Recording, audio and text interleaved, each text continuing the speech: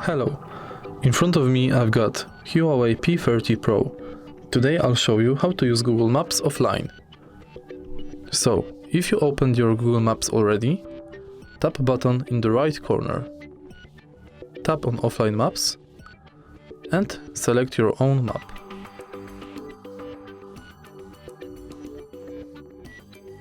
Select area you want to download.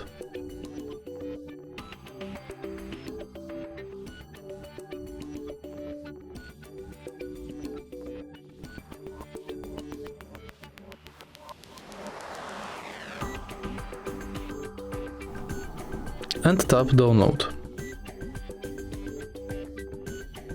Okay, now you can open your map, turn off Wi-Fi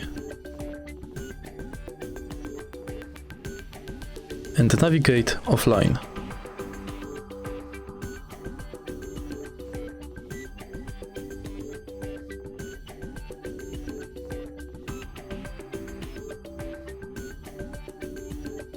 If you find this video helpful, please leave like, comment and subscribe.